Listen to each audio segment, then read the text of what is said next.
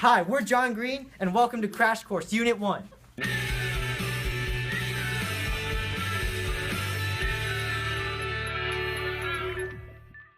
Alright, so approximately 200,000 to 100,000 years ago, nomadic humans began to migrate out of East Africa into places like Europe, Asia, Americas, and Australia. In these places, they would hunt for animals and forage for plants. Hence their name, hunter-gatherers. And in addition to this, humans would migrate based on factors such as climate and abundance of resources. These two factors were connected as climate decided the shift of animals and plants. Due to their constant exposure to new environments, technologies and techniques were developed that would continue to advance civilizations into completely contrasting lifestyles.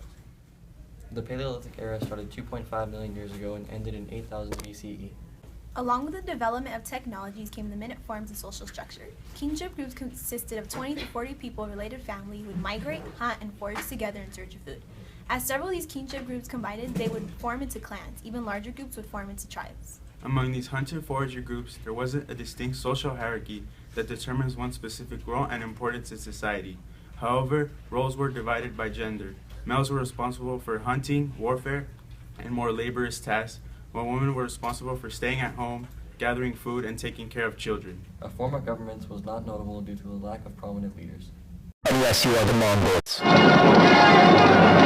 This era was known as the Stone Age because of tools that were primarily made out of stone. These tools were used to hunt for plants, gather animals, and were adapted based on climates. For example, in the tundra, scrapers were used to clean animal skins, while in tropical climates, nets were used to catch fish. In forests, they used axes to create shelter and learned to build water rafts when they reached the Mediterranean Sea and Pacific Ocean. Significant accomplishments of this period include learning to control fire, which drastically improved daily life. Fire was used as a source of light, heat for cooking and warmth, and protection as a weapon. There weren't any written records of this period. However, the study of artifacts provides information on the culture of these early humans. The religious beliefs centered around deities that represented parts of nature. Rituals that date back to 10,000 years ago consisted of sacrifices and burial practices that shows a belief in the afterlife. Cave paintings and musical instruments that date back to 30,000 years ago show a form of artistic expression. Kinship groups, clans, and tribes would interact through trade. Items they traded included tools, clothing, and even people. People would be traded in order to balance out sizes of groups. Trade of goods and people caused the spread of ideas such as tools, technologies, and knowledge. This leads us to the open letter, but first, the secret compartment. Blankets. An open letter to blankets. Dear blankets, not only were you enclosing some of the first fabric materials traded by early humans, but you also helped advance the societies and cultures of these areas. You provided warmth and protection during harsh climates and privacy during times of scootily pooping. Not to mention the sentimental development of baby blankets. Mr. Green, did that mean you had a baby blanket too? Yes, which means you did too. In fact, here is some visual proof. Yup, that's you not covered by one, not two, but multiple baby blankets. Anyways, as I was saying, blankets and clothing began to mark social status and kinship ties within these early societies, which furthermore helped them develop. And for that, we thank you. Best wishes, John Green.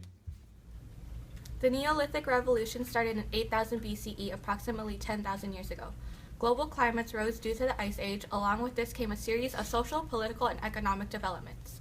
Due to one of the most significant changes being the implementation of agriculture, this series of advancements is also known as the Agricultural Revolution. The revolution happened gradually over a long span of time but did not occur instantaneously. Instead, it is characterized based upon the development of agriculture, pastoralism, specialized labor, towns and cities, forms of governments, system of religion, and technological innovations. The end of the Ice Age brought warmer climates, which promoted the development of agriculture and the use of domesticating plants and animals. The shift from hunter-gatherer societies into agricultural societies also promoted the establishment of permanent settlements. Before this time, domestication of animals was also used, which involved the process of taming animals to use them as pets or for work. The first animals that were domesticated were dogs and goats. Cattle, horses, sheep, pigs, and chickens followed. This lifestyle was known as pastoralism. Pastoralists used their animals for food and labor. They were similar to hunter-foragers because they were mobile. They consistently moved their animals from pasture to pasture. However, they were more so similar to farmers because they controlled their food supply as it was more dependable. To bring this into perspective, let's talk about green. Not that type of green. Let's fast forward to the Green Revolution. The Green Revolution was an increase in agricultural production around the mid-20th century due to the use of new techniques like fertilizers, mechanization, and the genetic modification. This, just like the agricultural revolution of the Neolithic era, led to a huge population boom. During this time, civilizations were primarily led by men. The patriarchal society gave males control over activities within the communities. Men occupied most jobs, including high-ranking positions, merchants, architects, and other jobs requiring skill. However, in some civilizations like the Babylonian Empire, women possessed more rights. They could become merchants, traders, and scribes. As these civilizations focused labor specialization, distinctions between classes became prominent. The rich and the poor would be divided and people accumulated wealth. Nobles, landowners, priests, and kings were placed the highest among the social hierarchy. The middle class consisted of merchants, farmers, and architects. Hired laborers and slaves would be placed lower. As a result of agriculture, there was a surplus of food that caused large population growth. This led to the creation of governmental institutions that were developed by leaders of farming communities. Those who were the wealthiest held authority, thus became the leaders of the local region. Their responsibility was to coordinate farming and trade. Soldiers hired by the government were responsible of protecting the crops from other groups. Priests also played an important role in these governments. They not only supervised religious ceremonies, but also explained how the behavior and rulings of leaders were based on religious doctrine. Laws were also introduced to communities. An example of this would be the Code of Hammurabi, established by King Hammurabi in Mesopotamia when he formed a centralized government. The 282 laws focused on social and moral aspects, such as an eye for an eye, which meant the punishment equaled the crime. To get a better understanding of the Codes of Hammurabi, let's move on to the thought bubble. King Hammurabi was named the most powerful king of Babylon, respectfully so, as he conquered the entirety of Mesopotamia and reigned over for... No, not Harambe! Anyways, he reigned over for about 4 decades. As mentioned previously, the Codes of Hammurabi, a set of 282 laws created by him, were carved into stone tablets. The laws touch on such subjects as contracts, marriage, wages, property rights, and crimes. The consequences often fit the idea or moral concept of an eye for an eye or a tooth for a tooth, meaning the punishment fit the crime. One of the most renowned punishments being that if a builder constructs a house that collapses onto the owner's son, then the builder's son must be executed as well. The first civilizations arose around rivers due to their many benefits. The flat surface provided nutrient-rich soil and an abundant water supply, which promoted agriculture. Many technological advances happened at this time, like the use of irrigation systems. For example, in Mesopotamia, they built dams and canals to manipulate the water supply. Culture was characterized by the creation of art, music, and literature, made possible by the lack of struggle for survival. These new forms of art included pottery, weaving, figurines, and jewelry. Pottery and weaving were multi-purpose, as it served as art that could also be used for storing and transporting water and food. Figurines and jewelry allowed self-promotion and were widely used in ritualistic ceremonies. The first writing system was developed by the Sumerians in Mesopotamia and was called cuneiform.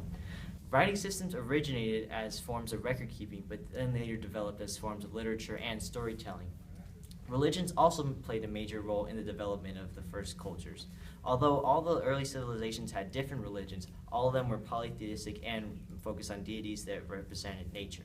The economies of the Neolithic era were based on agriculture and animal husbandry. Agriculture, based on the cultivation of cereals like wheat, barley, rye, and oats, along with the rearing of goats, cattle, and pigs, allowed for a surplus of food. This surplus of food opened the door to trade economies because people were less worried about what they needed to survive and more invested in the pretty things in life, like baskets and pottery. These were also new innovations in the Neolithic era. The development of trade networks allowed the flow of goods from across the world, including gold from Egypt and Persia, pearls, copper and ivory from India, and textiles, glass, and pottery from the Mediterranean. As agriculture was implemented and technologies advanced, the first forms of social structure and government started, and these advancements continued until the society we live in today. This episode of Crash Course was written, directed, and produced by 4th period AP World History Group Lydia, Joseph, John, Angelin, and Anthony, and special thanks to all the math teachers that let us film in their room. I'm John Green, and thanks for watching. You're welcome.